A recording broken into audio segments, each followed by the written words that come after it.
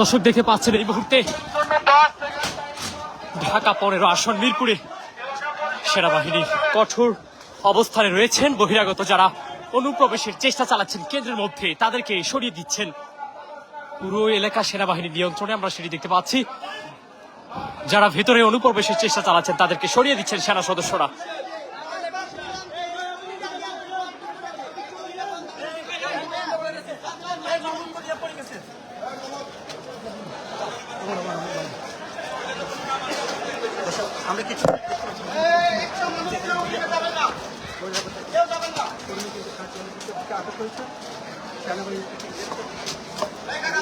দর্শক দেখছেন বেশ কয়েকজনকে আটক করেছেন সেনা সদস্যরা। বেশ কয়েকজনকে তারা সরাসরি নিয়ে আসেন সেনাবাহিনীর সদস্যরা। এই মুহূর্তে কিন্তু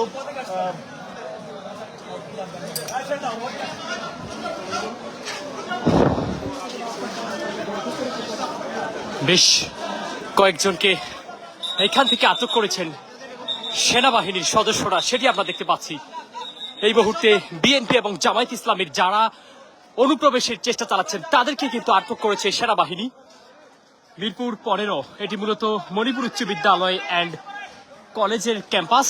এই ক্যাম্পাসে অর্থাৎ এই অত্র ঢাকা 15 আসনে প্রতিদ্বন্দ্বিতা করছেন বাংলাদেশ জামায়াত ইসলামের আমির ডাক্তার শফিকুর রহমান এবং শফিকুল ইসলাম খান মিল্টন।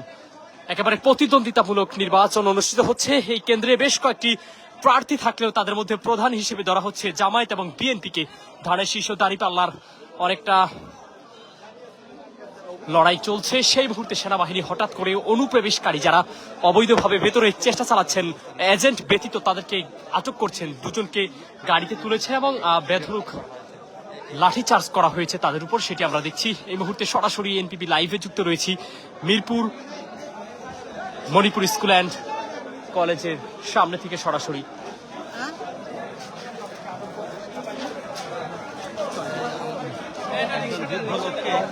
খুব